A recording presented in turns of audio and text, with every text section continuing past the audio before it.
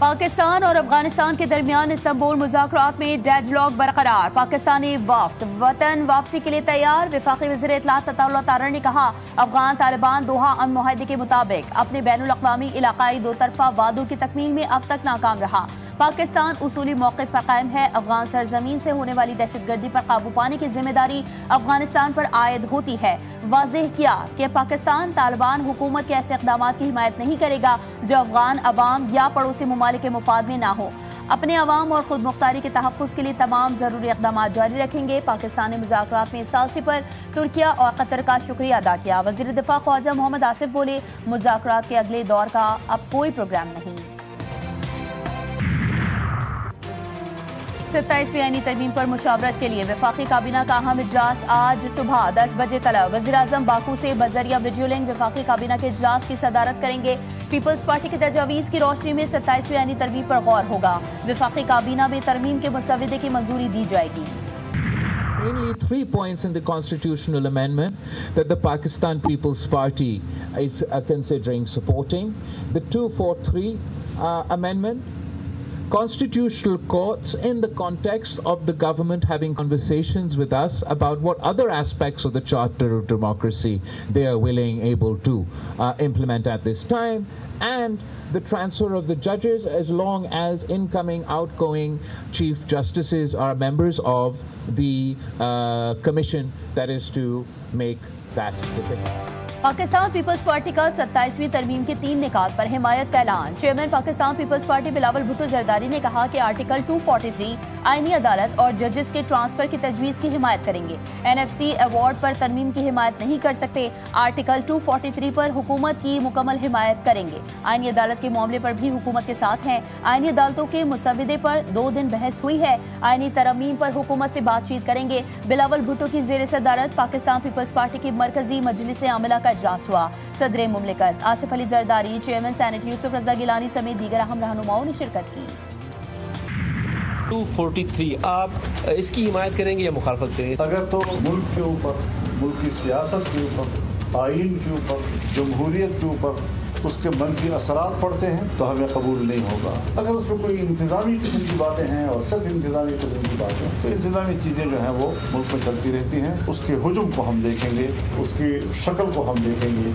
18वीं तरमीम के तहत जो सूबों को इख्तियारात दिए गए थे, अगर उन इख्तियारात में कमी की कोशिश की गई तो जमीयत उलमा इस्लाम दिफा करेगी। 27वीं तरमीम के लिए खींचतान कर 2/3 अक्सरियत हासिल की जा रही है। ऐसे इक़दाम जमहूरियत और पार्लियामेंट की तौहीन है। सूबों के इख्तियारात कम करने की कोशिश की तो मुखालिफत करेंगे।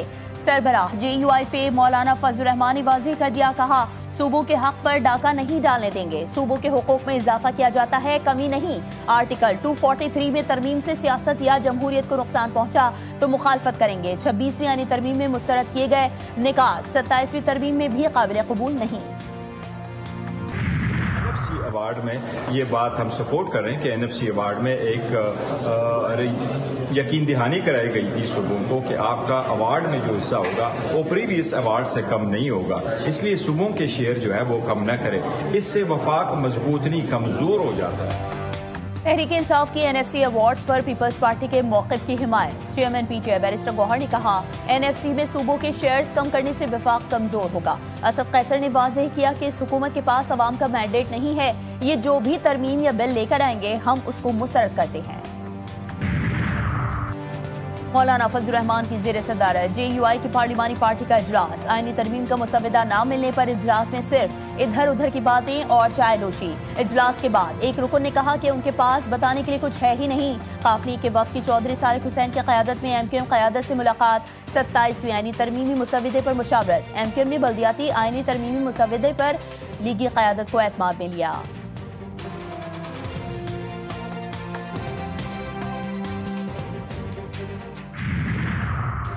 वज़ीर-ए-आज़म शहबाज शरीफ अज़रबैजान के सदर इल्हाम अलीयेव की मुलाकात हुई। फील्ड मार्शल सैयद आसिम मुनीर भी मुलाकात में शरीक। तिजारत, सरमायाकारी, दिफा, तवानाई और रवाबित के शोबों में ताउन मजीद बढ़ाने पर इत्तेफाक। 2 तरफ़ा ताल्लुकात के तमाम पहलुओं का जायजा लिया गया। शहबाज शरीफ ने यौम फतह की तक़रीबात में शिरकत की दावत पर अज़रबैजान के सदर का शुक्रिया अदा किया। कहा, अज़रबैजान की फतह मजलूम कौमों के लिए उम्मीद की किरण है। सुन्नी इत्तेहाद काउंसिल के सरबराह साहिबजादा हामिद रजा गिरफ्तार। फैसलाबाद सेंट्रल जेल मुंतकिल। चेयरमैन पीटीआई बैरिस्टर गौहर कहते हैं हामिद रजा की गिरफ्तारी नहीं हुई, उन्होंने सरेंडर किया है। सुहेल आफरीदी को बानी पीटीआई से मुलाकात की इजाजत नहीं मिल सकी, मुलाकात होगी, तीमारदारी भी होगी तो अच्छी खबरें आएंगी। पाकिस्तान तहरीक इंसाफ का महमूद खान अचकजई का बतौर अपोजिशन लीडर नोटिफिकेशन फौरी जारी करने का मुतालबा। चेयरमैन पीटीआई बैरिस्टर गौहर की स्पीकर कौमी असम्बली से मुलाकात। असद कैसर और पार्टी के दीगर रहनुमा भी मौजूद थे। स्पीकर कौमी असम्बली ने कहा यह मामला सुप्रीम कोर्ट में जेर समात है, जैसे ही वहां से फैसला आता है गौर करेंगे। अयाज सादिक की तहरीक इंसाफ से पार्लियामेंट में तामीरी किरदार अदा करने की दरख्वास्त। बहादुर सपूतों पर बेबुनियाद इल्जामात नाकाबिले बर्दाश्त हैं। वतन के लिए जान देने वालों के खिलाफ बात कोई मुहिब वतन नहीं कर सकता। वजीर दाखिला मोहसिन नकवी ने कहा वजीर आला खैबर पख्तूनख्वा ने हर्जा सराई करके दुश्मन को खुश किया है। गवर्नर खैबर पख्तूनख्वा फैसल करीम कुंडी ने अपने बयान में कहा हमारे बहादुर सिपाही सूबे के तहफ़्फ़ुज़ के लिए जानें कुर्बान करते हैं। फौज के इक़दामात पर सवाल उठाना हौसले और अवामी सलामती को नुकसान पहुँचाता है। इंटेलिजेंस बुनियाद पर ऑपरेशन अवाम के तहफ़्फ़ुज़ अमन की बहाली के लिए होते हैं। अमीर मुकाम का कहना था कि रियासती इदारों के खिलाफ नफरत अंगेज बयानात किसी सूरत बर्दाश्त नहीं किया जा सकते।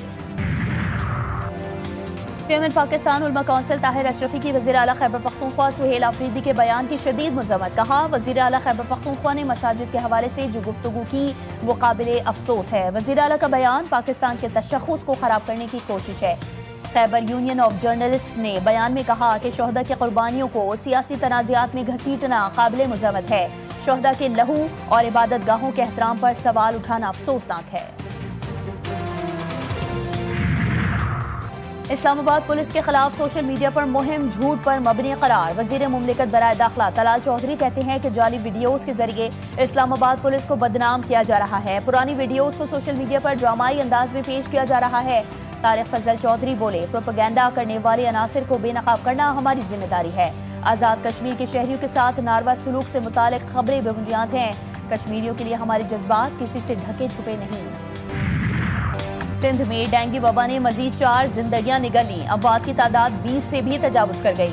कराची और हैदराबाद में 2 अमवात रिपोर्ट। खैबर पख्तूनख्वा में डेंगू के केसेस में इजाफा, 410 केसेस सामने आ गए। मजमूई आदादोशुमार के मुताबिक खैबर पख्तूनख्वा में अब तक 5435 केसेस रिपोर्ट हुए। एयरक्राफ्ट इंजीनियर्स की हड़ताल, 14 परवाजें मनसूख। अब तक 39 परवाजें मनसूख की जा चुकी हैं। परवाजों की ताखीर का दौरानिया 13 घंटे तक जा पहुंचा। एहतजाज में शामिल सोसाइटी ऑफ एयरक्राफ्ट इंजीनियर्स के सदर और सेक्रेटरी जनरल मुलाजमत से बरतरफ कर दिए गए।